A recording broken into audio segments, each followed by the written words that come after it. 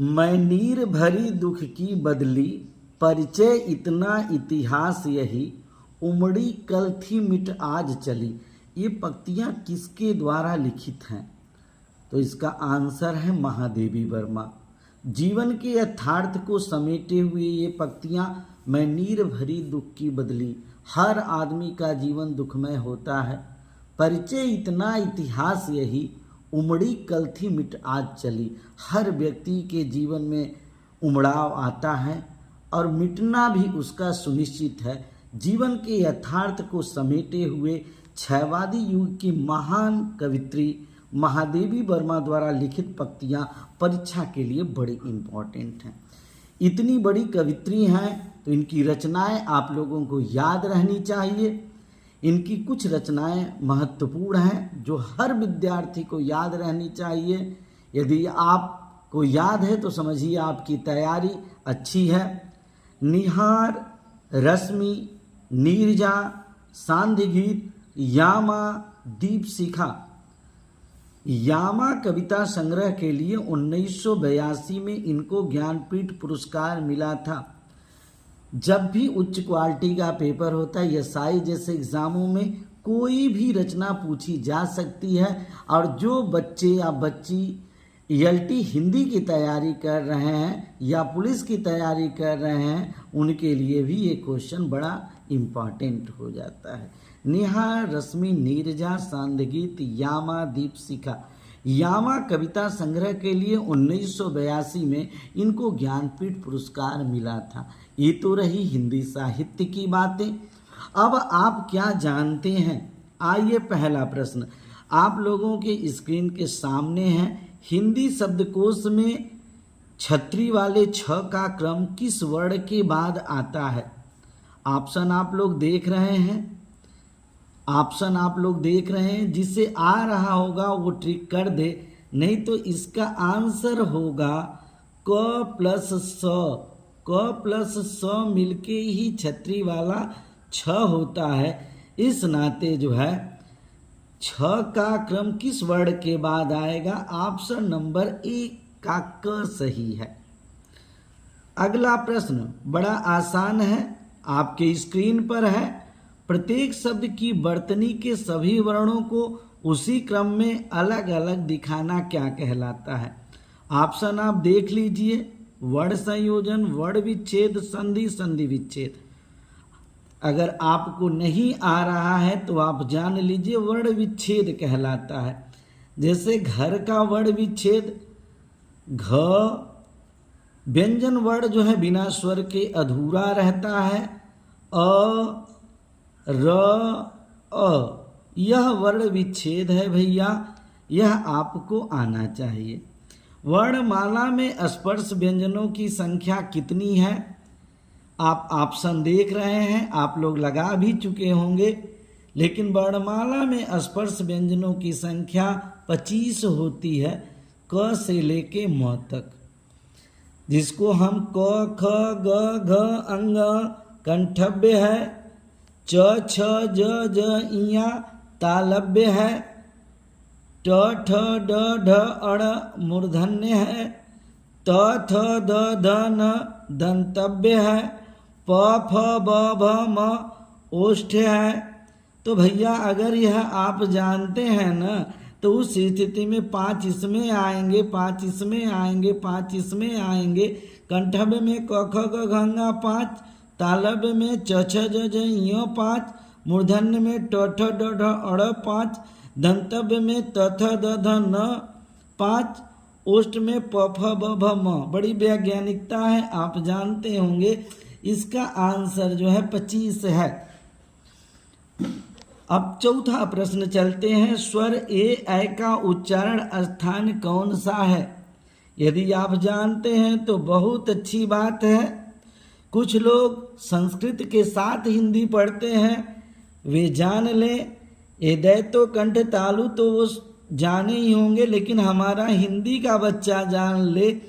अ और ई मिल के जो है क्या होता है? ए। अ का उच्चारण कहाँ से होता है भैया? कंठ से। ई का कहाँ से होता है? तालु से। तो भैया ए का उच्चारण कंठ तालु से आए आए जो है अ और ए से मिलकर बना होता है। अ का उच्चारण कंठ से होता है। ए का कंठ तालु तो दो बार तो कंठ कंठ तालु नहीं। अगर मान लीजिए आप कहेंगे कि कंठ तालु तो भैया कंठ कंठ तालु मतलब कंठ तालव्य। अब आइए पहले ही प्रश्न को रिपीट किया है। हिंदी शब्दकोश में क के बाद कौन सा व्यंजन दिखाई देता है? हालांकि छ जो है संयुक्त व्यंजन है, छ दिखाई देता है। अब चलते हैं बेटा छठवें प्रश्न की तरफ। इनमें से कौन सी देवनागरी लिपि की वर्ण ध्वनि नहीं है? अभी आपको बताया गया था, आप ट्रिक कर लीजिए। कंठव्य आप कहेंगे सर आप बताए थे, ताल मूर्धन्य आप बताए थे, दंतोष्ठ तो आप नहीं बताए थे, लेकिन वह का उच्चारण दांत व ओष्ठ से दोनों से होता है। वकारो दंतोष्ठ, तो इसमें कौन सा ऑप्शन बड़ ध्वनि का नहीं है? ग्रीवा ध्वनि। Option number A. किस व्यंजन का उच्चारण स्थान तालव्य है? मैं आपको बता चुका हूं, च छ ज झ इया तालव्य। तो झ का इसका सही आंसर है झ का। अगर नहीं जानते हैं तो एक सूत्र याद कर लीजिएगा, इचु यशानाम तालु।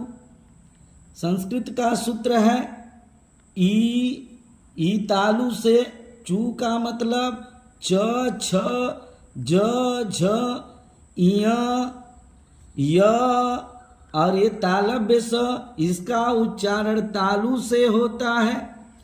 यह क्वेश्चन बहुत इंपॉर्टेंट है, परीक्षाओं में पूछा जाता है और सारे क्वेश्चन परीक्षाओं में पूछे गए हैं।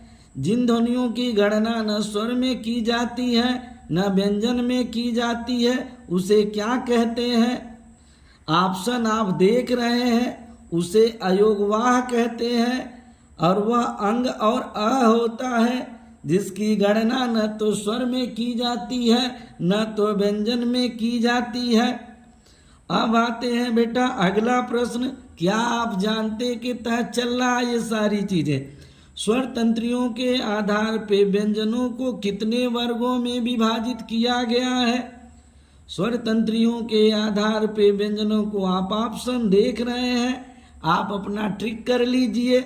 स्वर तंत्रियों के आधार पे व्यंजन को दो वर्गों में विभाजित किया गया है, अघोष सघोष। जब स्वर तंत्रियां अघोष झंकृत न हो तो अघोष, जिन व्यंजन के उच्चारण में स्वर तंत्रियां झंकृत हो उसे सघोष। अब आते हैं बेटा अंतिम प्रश्न टेस्ट का। निम्न में से दंतव्य वर्ण कौन सा है? तो दंतव्य वर्ण, तो इसके लिए एक सूत्र है, आप ऑप्शन देख लीजिए। वह सूत्र है ऋतुलसा नाम दंता। ऋतुलसा नाम दंता, ली का उच्चारण तू मतलब त थ द ध न स, इनका उच्चारण दांत से होता है, इसको हम दंतव्य स पढ़ते हैं। तो भैया यहाँ पे ऑप्शन नंबर ए हो जाएगा। ये तो आपके साहित्यिक ज्ञान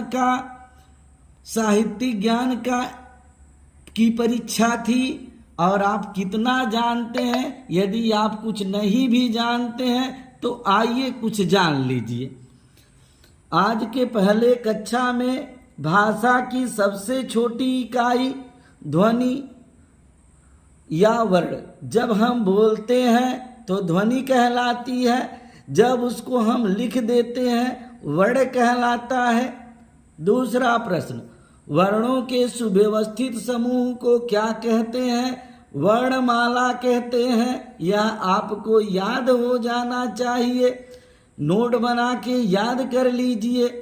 भैया सबसे पहले स्वर तत्पश्चात व्यंजन, यही तो हमारी वर्णमाला है जो कक्षा 1 में आपको बताई जाती है। स्वर अ आ छोटी बड़ी छोटा उ बड़ा उ री ए ऐ ओ औ अंग अह, ये है तो 13, लेकिन अंग और अह क्या है? अयोगवाह। याद कर लीजिएगा, इनकी गणना न तो स्वर में होती है न तो व्यंजन में होती है, इसलिए स्वरों की संख्या कितनी हो जाती है? 11। अब आइए व्यंजन। व्यंजन वर्णों को देख लीजिए। क ख ग घ अंग का उच्चारण वैज्ञानिकता के क्रम में कंठ से सबसे, ग्रीवा में अगर आप जाएंगे तो सबसे नीचे आपको कंठ मिलेगा।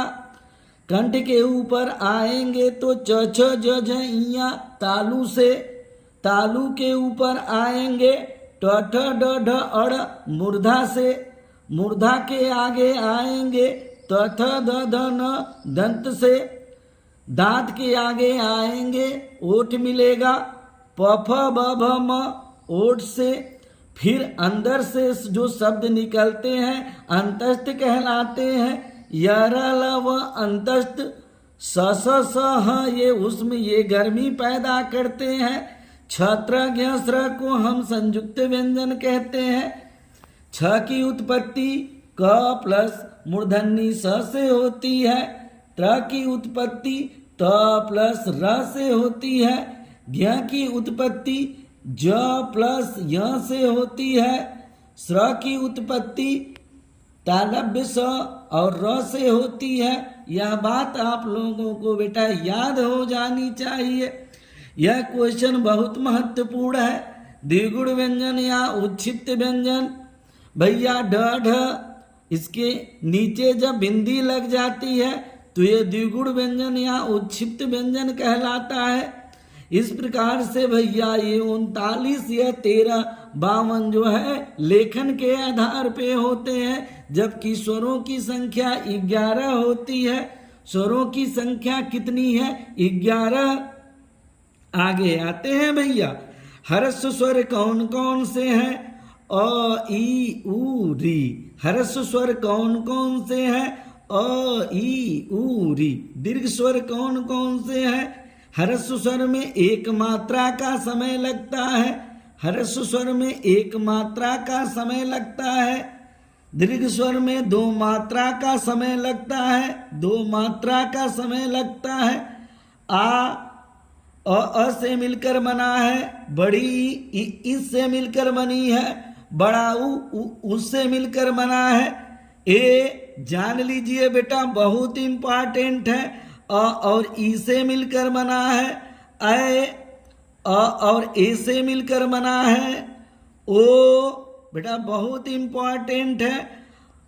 अ प्लस उ से मिलकर बना है, जबकि अ प्लस ओ से मिलकर बना है।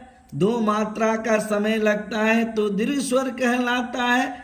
प्लुत स्वरों की गणना हिंदी में उतना नहीं मिलती है जितना संस्कृत में मिलती है।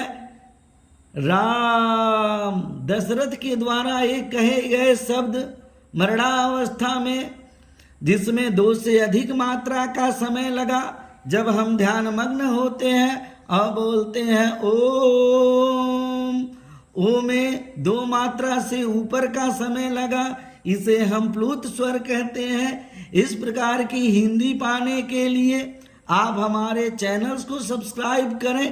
पूरी हिंदी आपको बहुत अच्छी तरीके से समझा दी जाएगी।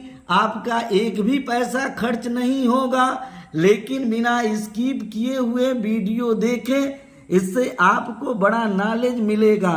Thank you for watching this class.